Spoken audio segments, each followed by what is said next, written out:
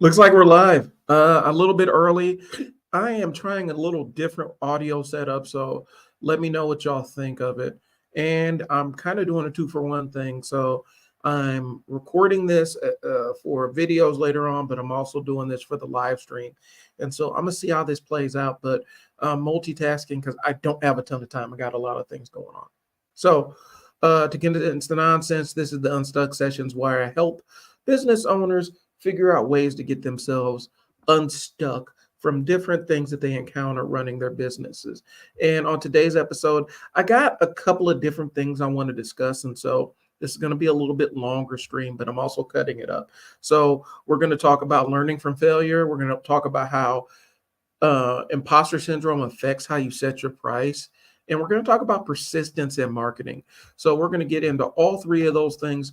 I'm going to get to y'all after I roll this intro and boom.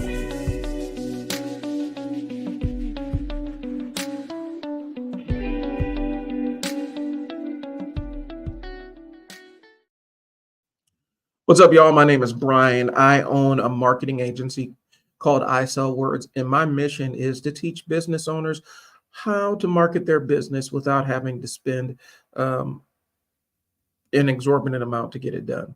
And also kind of sharing my journey as a business owner with ADHD and who struggles with imposter syndrome. And so, it's kind of self-serving, but I do want to share what my journey is to kind of see if I can help you guys out.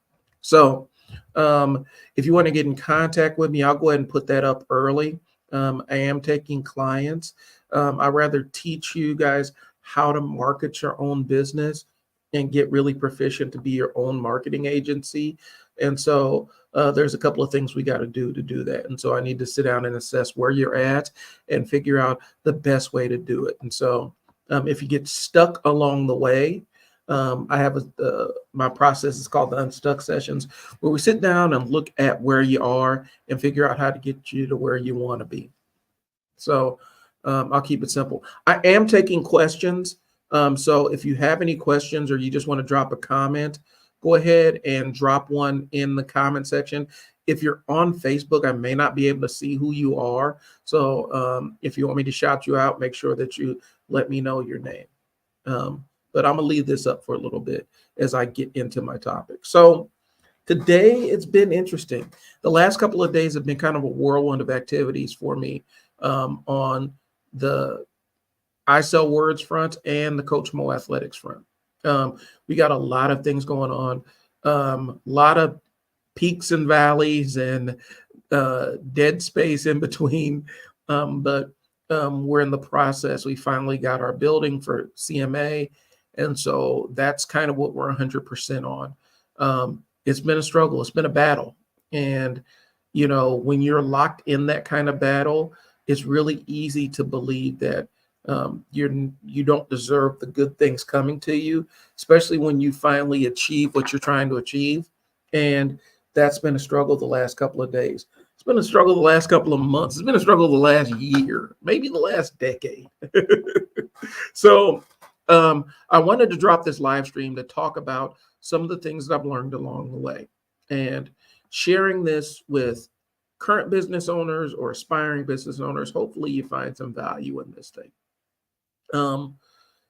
The first thing I have kind of up there, and I have it listed first, but I'm going to talk about it last. I want to talk about persistence in marketing. And I interact with a lot of people and I interact with a lot of business owners. And one of the things that happens with business owners specifically is we are so conditioned for the ROI. We want to see a return on investment. We want to see it really, really fast. And sometimes that is not conducive to effective marketing because effective marketing requires that you test out things and iterate and, fail in one place so that you can learn how to improve in another place. And I think one of the things that being a business owner conditions you to do is to not be as persistent with elements of marketing your business as other elements of running your business. Case in point, one of the things that I've struggled with Coach Mo Athletics is getting consistent with the newsletter. And when I print the newsletter or when I send it out, it gets good returns, but it's just being persistent with doing it. It's not a matter of the fact that it doesn't generate a ROI. It always does, but it's getting on a cadence with it. I can do it for other businesses, but I struggle to do it with my own. That persistence is necessary because as people get acclimated to you reaching out, they learn to expect it from you. Same thing with podcasting, same thing with doing video work, same thing with YouTube videos and stuff. As you get persistent with putting it out there, regardless of the size of your audience, people expect to hear from you, and you have a better response when you do drop something. And so specifically with business owners, I've seen it where sit down, come up with a strategy, we roll the strategy once or twice, and then it falls off of a cliff. And a lot of times the reason why it falls off a cliff is other things are going on in the business. You got to focus on other things. I get that. But the other side is the return isn't immediate. It's a longer chain. It's a bigger gap between the event happening and the payoff. And for human beings, when there's a big gap in between this thing happening and this thing getting paid off, a lot of times you disconnect the two things. And so what happens is we come up with a strategy. Let's say we're going to do short form videos, or you're going to document aspects of doing your business on a day-to-day basis and post it on TikTok or Instagram. What happens is once the algorithm discovers you and is trying to place you, it shows you to more people. And so you get that dopamine hit that very first time. Oh, my video is being seen by all kinds of people.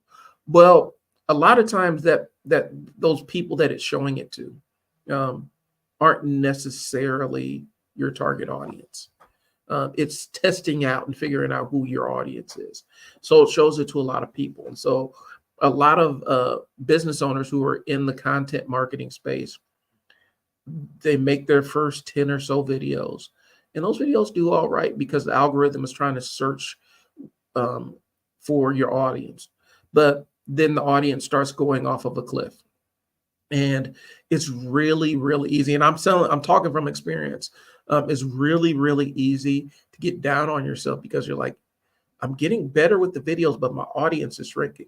Well, what's actually happening is the algorithm is dialing in to your specific market. It's dialing in to the people that video needs to be shown to.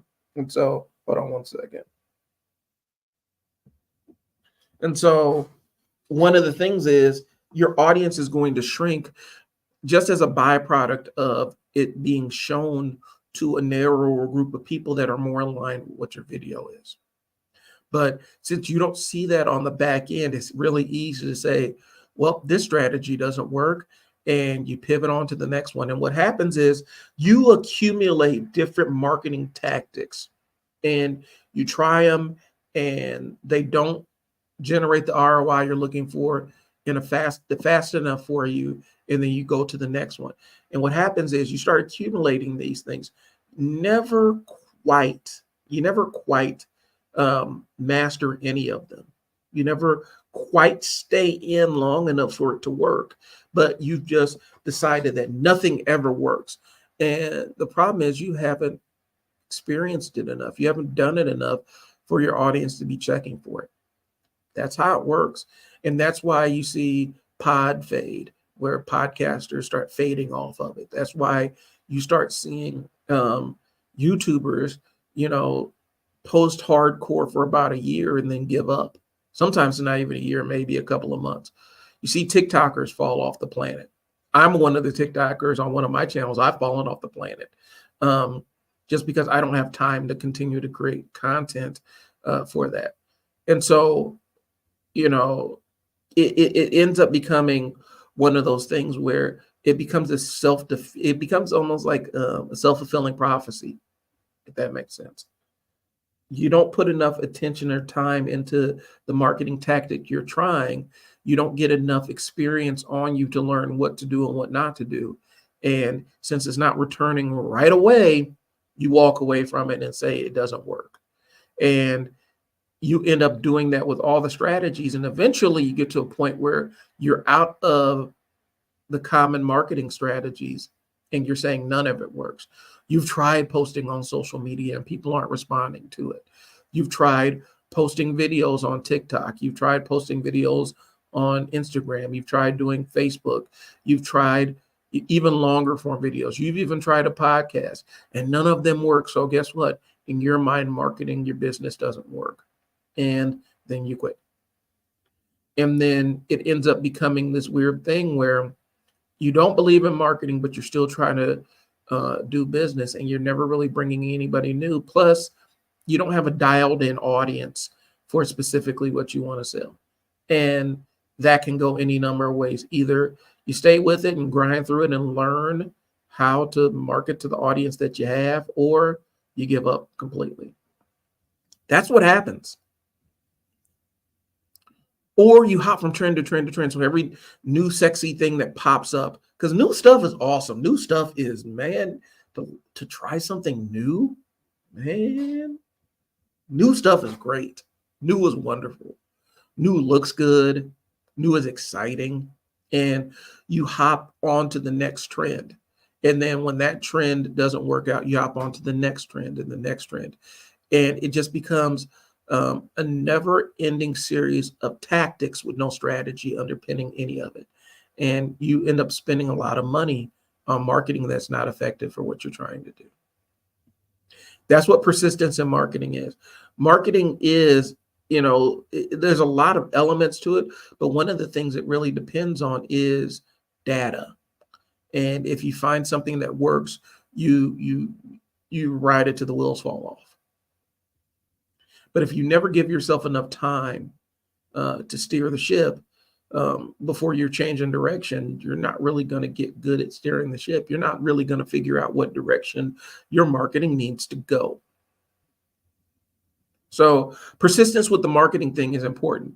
Like I said, I've seen it with clients where we start out gung-ho with video content, and it starts falling off a cliff because the video content worked, but it didn't work big enough, or it didn't generate big enough for you to measure it.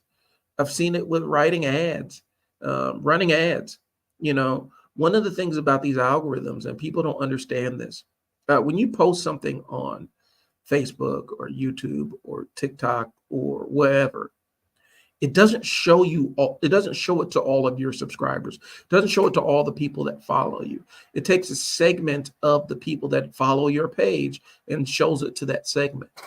So it's kind of, when it's kind of hubris to think that your content is seen by everybody and nobody's responding to it. What it really is the algorithm is only showing it to a small list or a small percentage of the people that are on your page. I've seen it where, specifically with fundraisers, sometimes on Facebook, they will ungate content, specifically depending on how you put the wording together, especially if it's a fundraiser for a cause, it will ungate that content and you will get organic reach like you've never seen. You didn't know it was possible. And the only thing it's doing is taking that content and actually really showing it to everybody that follows you at the same time.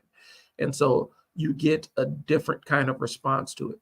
But more times than not, when you post something on social media, it ain't showing it to everybody that's on your page. It's just not. But we assume that it is. We assume that everybody is seeing it and people are choosing not to take action.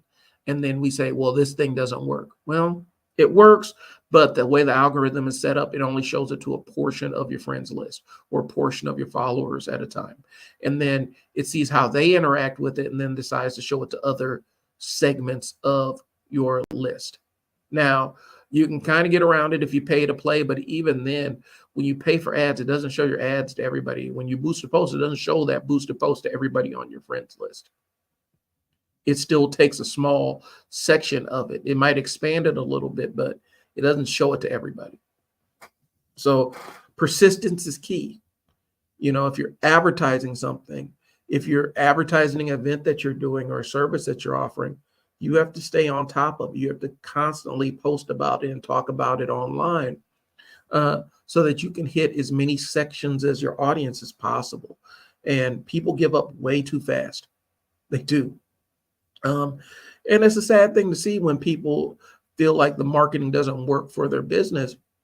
And a lot of times it's just because they didn't invest in one or two strategies and stick with them until they're either proven to be effective and they learn enough through trial and error of what works and what doesn't work, or they have enough data to say, okay, this thing actually is not effective, and they can go back to the drawing board and figure out how to make it effective. It takes persistence and it takes time. You have to invest in it consistently for it to return to you. And sometimes it is a funding issue. Sometimes you don't have the money to run this ad on a consistent basis, and that's fine. You don't always have to make everything that you advertise a Facebook ad or a YouTube ad or a Google ad. But visibility and persistence allows it to be seen by different segments of your audience at different times. I hope that makes sense. If you have questions about it, hit me up, because I can get more into the weeds with it about posting on social media and getting people to respond to what you post. So that's what it is. But the persistence piece is key. You got to do it enough so that you learn what to do, but also what not to do. Just had this conversation earlier. We focus too much on the successful implementations of what we're trying to do. We look for the success stories too much, especially in business. We tend to look for, well, how can I be successful, and then following what the successful person did. And sometimes the successful person doesn't even really know how they got successful. They can't necessarily reverse engineer how they got to be a success, because it might have been where they just had the right time and right place and said the right words, and boom, success. They don't know how they got there. You need to also take into account the importance of the failure side of things. And I don't think business owners do that enough. I don't think people do that enough in general. We have weird apprehensions about what it means to be a failure. And a lot of times that's where the lesson is: losing, failing, not executing. The lesson is in those things, so that you can learn what to do and what not to do. Always going to the successful person and mirroring what they do. You don't know the circumstances that made them successful, but it's easy to point out the circumstances that basically engineered somebody's failure. Those are more visible. We don't spend enough time learning from those failures. As business owners, you see all the images on social media of the trendy business owners that are out there conquering the world and stuff, but you never see the late nights and all that other stuff, or the things they tried that didn't work. And typically they don't talk about that stuff because it's not sexy to talk about online. But those are the important things. Those are where the lessons are. Those are the things that you need to learn. I've had plenty of failures, and the challenge is to accept those as lessons, or instead of making those summations of my ability. That's a hard part. It goes into the imposter syndrome thing that we're going to be discussing a little bit later on. So the two things I do want, if you're listening, I want you to drop a comment and let me know if you've ever had to take the lesson from the failure and take your L and learn from it, and maybe sharing what that was. And then also, if you have any questions about how to leverage these algorithms a little bit better through persistence with your marketing, and hit other segments of your audience, let me know. Like I said, I'm here to answer questions and be a resource. So if you want to ask about how to get better with marketing your business, hit me up. And if you don't want me to put your comment on the screen, don't worry, I don't have to. I can still answer it without letting the world know who you are. So anyway, learning from the failure, and the learning from the failure does tie back to the persistence piece of it, because you have to be able to get out here and fail hard and fail fast. That's the only way that you become the success that you're trying to build. I don't necessarily want the overnight success, because that would make me anxious, because it's like, now I don't know how I got here. I don't know how to duplicate this. And since I don't have the experience or skin in the game, I don't know how to maintain this if something goes sideways. So there's plenty of there's plenty of lessons to be learned in the failure. And those failure lessons are super valuable. Sometimes I think we shield kids a little bit too much from taking the loss and learning how to cope with failing something and not being good at something the first time. I do think that, yes, you do want to build up people's self-esteem, but at the same time, you do want to show them, like, okay, you weren't good enough in this application. This is how you get better. I think it's important. I think those are lessons that are kind of missed out on in the world that we have set up. We have kind of set up this world where, we don't talk about the things that go wrong. We don't discuss it. I think we're getting a little bit more space to have those conversations now, but we feed our brains diets of people enjoying these fantastic lives as business owners and jet setting and all this other stuff. And we don't spend enough time on the sticky, yucky, icky parts of doing this. Hell, we don't spend enough time talking about the boring stuff that makes people rich. We talk about the sexy, wonderful things, but we don't talk about the boring stuff. I think that's why there's such a big market on YouTube for these businesses in a box, where they're just kind of, you can, the pitch is, you can just kind of, if you pay somebody some money or enroll in this service, they basically give you a business model, and then you use that business model to create your own success story. And it's typically a dream. The people that are really successful on it either have some kind of business experience, they have some kind of business acumen, or it could be just the right place, right time kind of thing. But I think that people are so enamored with the concept of instant success that it hurts them in a lot of aspects. I've seen a lot of people. I lift weights. I train. I've been doing it consistently for like the last 5 years, and I see people coming and I see people go, and they come in, they lift the weights, they get sore, it feels good for about a month, and then they disappear, and then they're back. And they never really stay with it persistent enough to see the results that they're looking for. And then they beat themselves up for not having those results. Well, the results are tied to hard work. And if you don't have the ability or capacity or desire to push hard for the things that you want, you're not going to get it. That's the toughest part. And that's the toughest pill for a lot of people to swallow. Your legacy is built on the things that you failed at and learned from. That's how you build it brick by brick. So I talked about at the top of the show, we've had a lot of things go right this week. Had a lot of things go right today. And one of the challenges is embracing what's going right and not basically giving myself anxiety attacks because I'm just waiting for the other shoe to drop. And that's that imposter syndrome thing screaming in my ear. And I did want to get on here and talk about how sometimes imposter syndrome can affect you as a business owner and make it so that you're not asking enough for your services.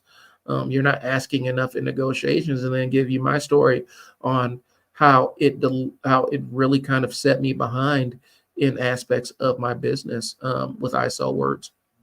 So that's the next piece I'm gonna get into. I'm here to take marketing questions. Before I get into that, I'm here to take marketing questions. If you have any questions about how to get more visible on social media, I can answer them here. Or if you just want to chime in and share your experiences with what I'm talking about, I'm cool with that too. or just say, "Hey, what's up?" and shout me out. I'm cool with that too. I love those kind of interactions. So, um, but with imposter syndrome constantly is, for me, it manifests as the negative self voice that tells me that what I'm working on is going to fail, or I don't deserve the success I'm having.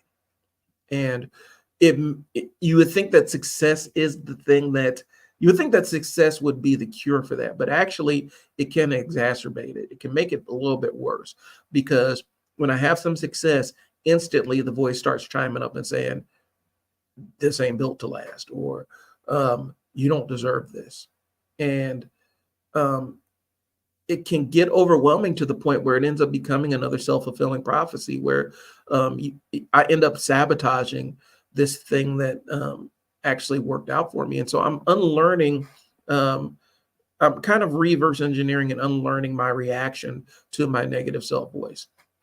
Because before I implement something, if my negative self voice chimes up and says, "You can't do this," then I lean into that sensation and go ahead and do it to prove my inner critic wrong. That's how I do things. That's how I handle it. I know that, that may not be the therapeutic way to do it, but that's how I handle it. But once I've accomplished something or have something going good, it gets a little bit more tricky to keep myself from talking myself out of that good thing. Oh, does that make sense? Um, it's not always easy to silence that and have that fear that I'm going to screw up something, or I'm going to say something wrong, or I'm going to submit something wrong, and it's going to be the end of days for this great thing that's working for me. And so that is the challenge. And then it bleeds into negotiating, for services. Like if I'm negotiating a service, if I'm in the middle of the negotiation, the inner voice will chime in and say, "You can't ask them people for that kind of money." Who are you to ask for that kind of money? Why do you deserve that? That kind of money is only reserved for people who do this or look like this or have this level of success or have millions of dollars in the bank. Why? How dare you ask for that? How dare you think you deserve that? And so it bleeds over into the negotiation. And sometimes when it comes into services, it makes it hard to stand on your square when it comes to pricing, because you're constantly questioning the value of what you're offering. So the way I work around it is I have to have a rock solid base, minimum level of engagement for services. I had to have a basement that I will not go below, because if I don't set a basement that I won't go below, I'll be doing stuff for free forever. If I don't have a bottom line of how much it costs to get me to work on something for a month, I will just do it for free. And it'll be like this weird act of contrition, like I'm not worthy of it, and so I'm gonna give it away. It can affect, if you don't address your inner monologue, your inner critic, and prove it wrong consistently, you will be stuck in this thing where you never charge enough for your services. And because you can never charge enough for your services, you never can implement the services the right way, because you're not making enough to make those services amazing. Does that make sense? It's not just ego where you're charging a high amount or something for a high ticket cost. Sometimes you need that high ticket cost so that you can make the service you deliver that much better to justify it. Does that make sense? When you're not asking enough for your products or services, it feeds into your imposter syndrome, because you constantly got bills due. Your bank account's never where you need it. You can never upgrade your equipment. You can't replace things that you need to do business on a day-to-day basis. It hits all these different areas of your business at the same time. And because of that, you can't offer the quality of service that you want to offer, and then it drives your price down. And that's how imposter syndrome affects your pricing. I say this and I mean it. Price is positioning. The way that you position yourself in a market is how you price yourself. If you constantly price yourself as the discount option, if you sit down and look at the market or segment that you're in and you constantly try to undercut everybody, people will perceive you as a discount service, regardless of how good your service is. You could have the best product or service in the world. If you don't charge like it's worth it, people assume that your product is a discount product. And that impacts other aspects of your business. So standing on your square and having a baseline price is a way that I kind of navigate my imposter syndrome when it comes to quoting somebody a price for what I want to do. And it's still not an easy conversation for me, y'all. I've been in this business thing for a while, and it's talking about money is never comfortable for me. And I doubt that it ever will be a comfortable piece for me, because I constantly have to deal with the voice in my mind that says, you're not worth this. And as a marketer, it's tough because I don't, I have fixed costs for specific things, but I don't have inventory or products that I have to order and stuff. It's exacerbated when you actually have to buy products to create products. It makes it even harder. And you feel like, well, I can't justify charging this much for this. Well, I mean, they're paying not only for the product, but they're paying for your expertise to deliver that product. And that product also has to keep your lights on. It has to pay for your delivery truck and all this other stuff. And so you need to love your business enough and love yourself enough to jump in there and say, okay, this is what my price is, and I can't really take any discounts. That's what it is. I know a lot of people that are trying to tiptoe into doing business in different industries. And my advice to you is set your price high. Charge as much as you can without throwing up. And I'm saying that half joking, but I'm also being really real about it, because what happens is when you're first starting out, everything is saying, well, since you're just starting out, you don't have a ton of experience, you need to charge less than what the market rate is. And that's a fast way to put yourself in a square where you're just viewed as a discount service. When we were doing CMA, when we were doing Coach Mo Athletics, I was 100% on, we're going to provide all these services at this phenomenal discount compared to the market. And we're going to get a lot of people doing that. And what happens is when people see you as a discount service, they bring discount expectations to you, and they bring discount communication to you. And they may not respect exactly what you're offering because they view you as the cheap option. And because you're the cheap option, you should lower your expectation of what you're offering to people. And you never end up growing because you're only getting the cost of doing business every single interaction.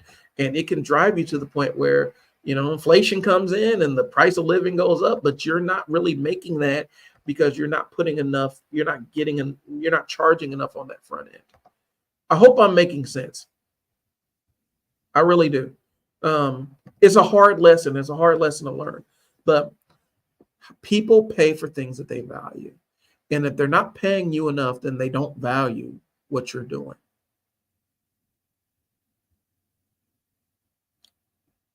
As much as you love it, as much as joy and happiness as it gives you, if people aren't paying you enough, they don't value you. That doesn't mean that they don't think you're a great person. That doesn't, for if they're related to you, that doesn't mean that they don't love you the same. But if they're not willing to pay for what you do, then they don't value your service enough. That's a hard lesson. That's 7 years of getting kicked in the teeth kind of knowledge that you're getting here. Those are 7 years of reality checks I'm sharing with you. If people are trying to wheel and deal and Groupon you, they don't really value what you're bringing to the table on the front end. And I know that we want everybody to be able to afford what we do. I know we do. And I know a lot of us are trying to go out here and change the world in our own ways by doing the business thing. But the bottom line is the people that value your service pay your price. without asking for a discount. And they leave the option of providing the discount to you as the business owner. You have the power to decide whether to be charitable with your services or whether you're going to charge full price. The people that value you don't demand that of you.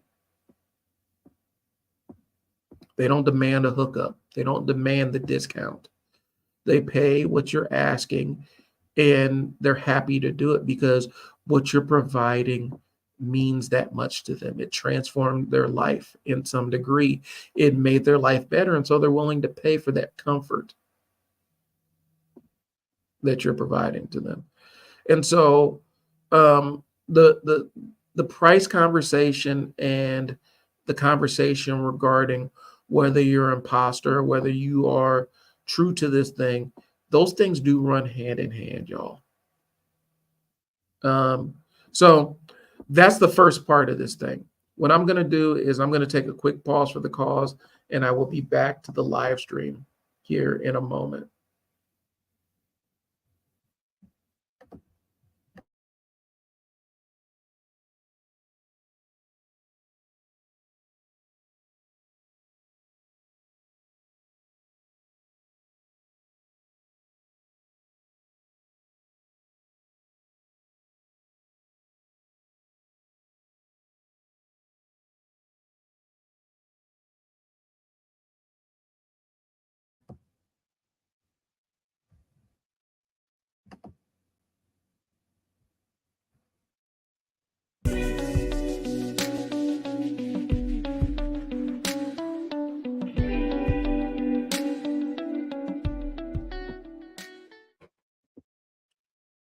All right, so I'm here to take questions about pricing strategy, and how you determine your price. And so, because that's what I was talking about before I took my little break here.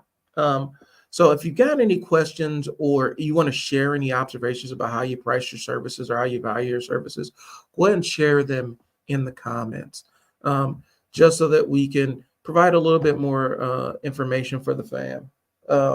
But the first question is, how do you, just a general kind of question, how do you determine what your price is?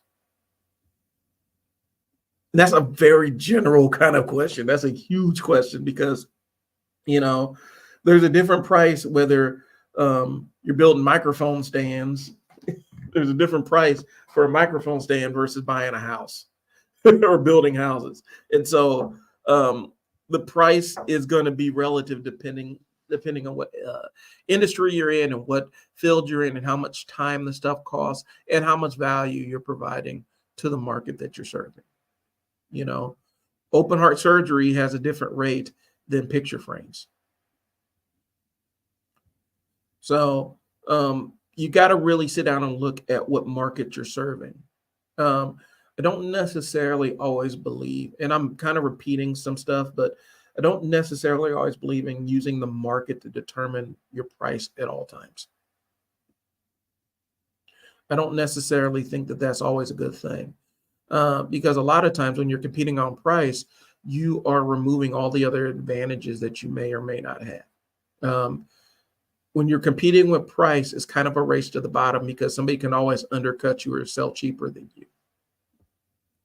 So I would say if you're determining your price, I think you need to really take a hard look at what it costs to run your business and what it costs for you to live.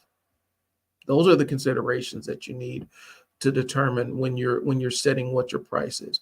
Because especially coming from the working world, we're so used to thinking in how much I get paid per hour, how much I get paid per month, or how much I get paid per year. We don't necessarily think on how much we get paid per interaction or how much we get paid per service hour. We don't necessarily always think like that. And so it's not exactly easy or clean transition to make. When you're venturing out on your own, your price, and this is a lesson that I learned hard, your price needs to cover your rent. It needs to cover your car note, needs to cover insurance, needs to cover your taxes. All these things are folded into your price. It needs to cover your overhead for your building. It needs to cover your staff. And it's more than just the cost of doing business. I'm sitting here looking into a camera that cost me maybe what, $700. I know this camera doesn't necessarily have $700 worth of components in it, but the price that Sony is charging for it is the thing that allows Sony to continue its operations. And I'm paying for the cost of packing this camera. I'm paying for the cost of manufacturing this camera, paying for the cost of marketing this camera. I'm paying for the cost of landing this camera on a shelf somewhere, or landing, putting it in the Amazon warehouse.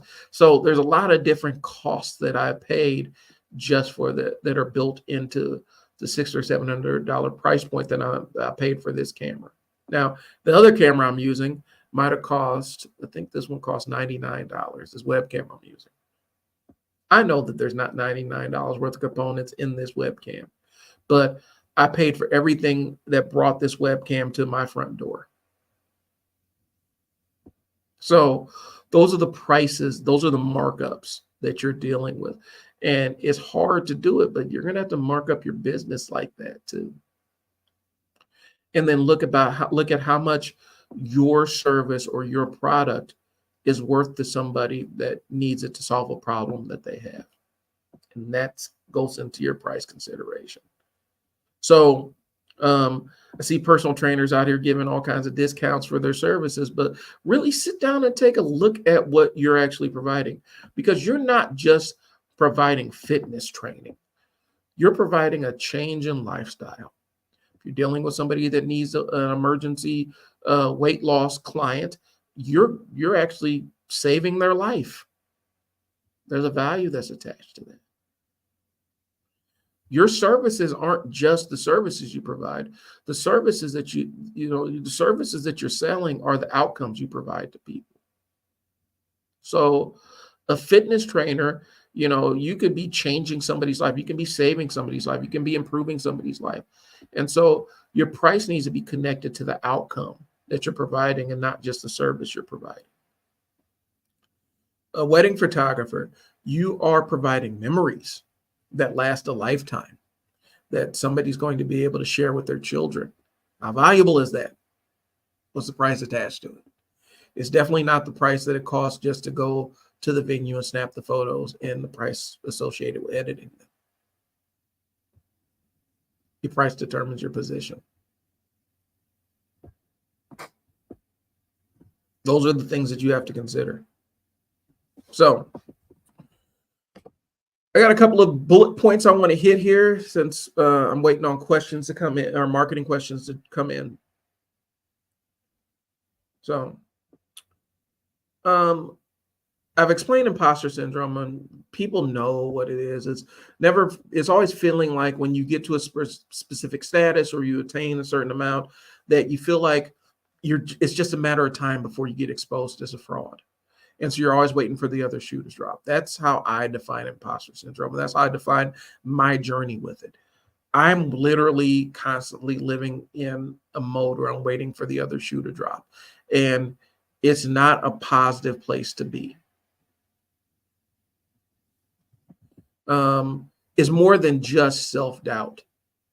It's that persistent self-doubt where you always think that something bad is going to happen whenever you enjoy some success, or you're always worried that you're just one public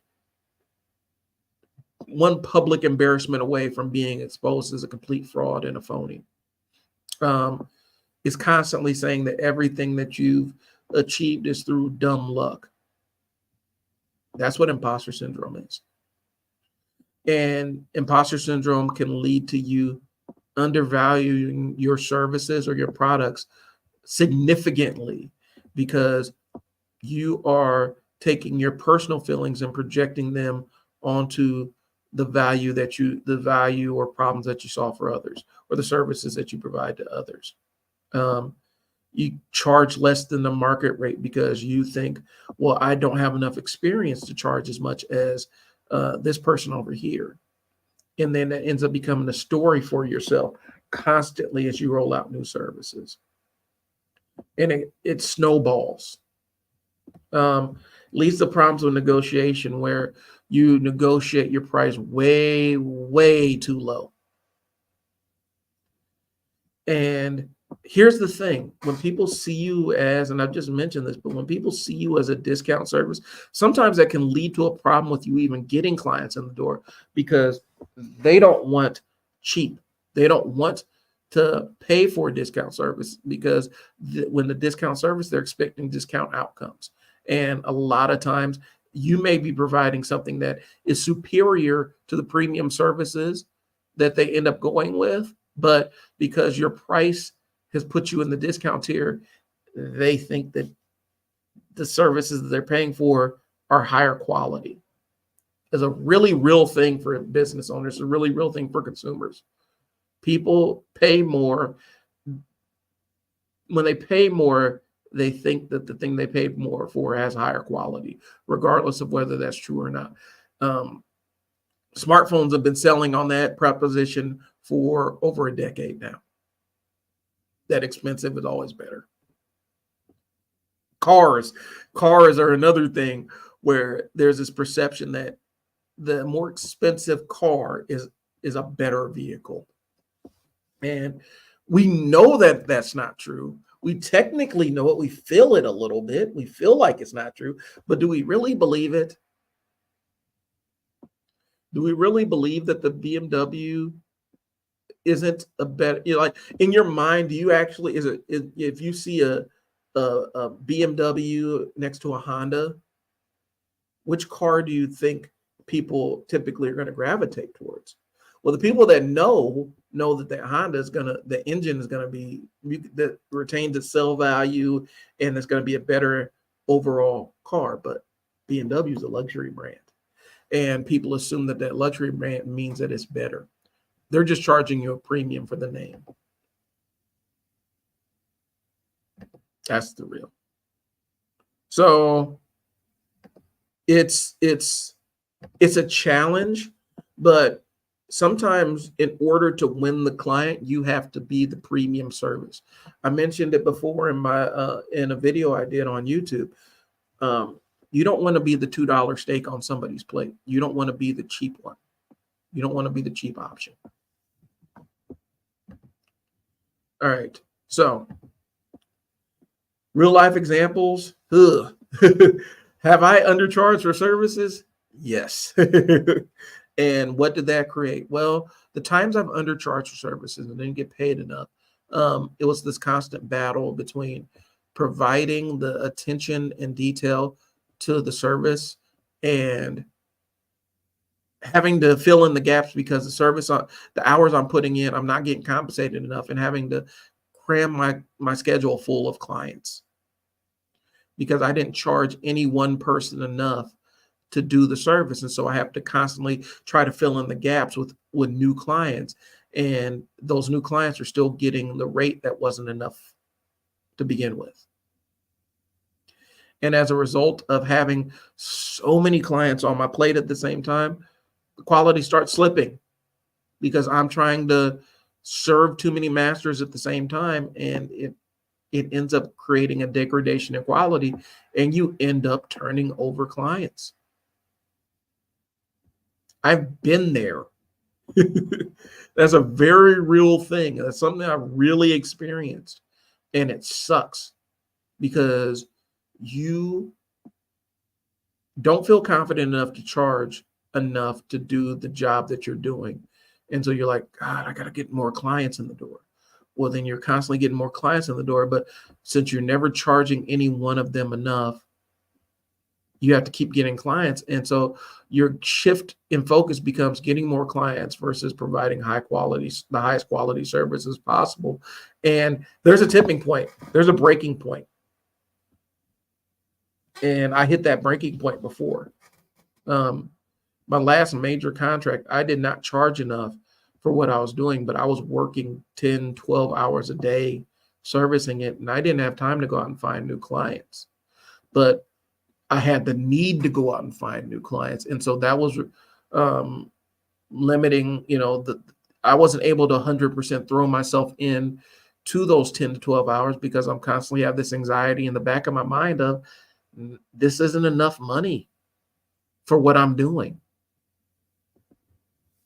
If I had charged enough up front, that gives me the space to not only get everything done without having to scout new clients in the door all the time, I had a chance to pick higher quality clients to work with and partner with on stuff. So that's the challenge. I've built websites on the cheap. When I say on the cheap, I mean it actually ended up almost costing me money to build the website. And one, you're never quite satisfied with what you put out there. And two, the investment in time, you lose all that time because you're investing so much time into working on this thing and you're not getting paid enough that you have other aspects of your business that are falling by the wayside. It's not a fun path to be on. And so not charging enough leads to real struggle. And so that's how the pricing game works, bro. And so